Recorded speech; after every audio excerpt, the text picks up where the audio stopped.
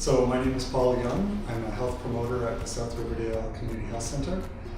We run a number of programs that focus around promoting active transportation, and this one in particular is focused on cycling and helping people fix their own bikes.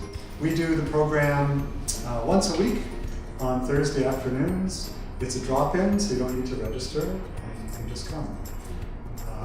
We do it. We started doing it at Eastview Community Centre as well. We find there's a number of younger people, youth and children and their parents, who also have bikes that are often varying states of disrepair. So again, it could be a flat tire, could be the brakes don't work. There's a very common repair challenges, and they're very easy to fix. What we're trying to do is provide access to affordable transportation. Cycling is great for a whole number of reasons, including the environment. It's also a great way to get some regular physical activity. But primarily, our clients see it as a way to get around the city. So if you're trying to get to work, or if you're trying to get to a program, it's a great way to save a few dollars, get a little bit of exercise.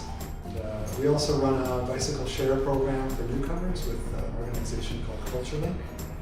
And we support advocacy in the ward to improve cycling conditions. We also offer bicycle maps, which do a number of things that can help you plan your route, so you can pick the safest route. It also helps you understand the law, so what you're required to do, what are your responsibilities as a cyclist when you're riding on the road or on trails.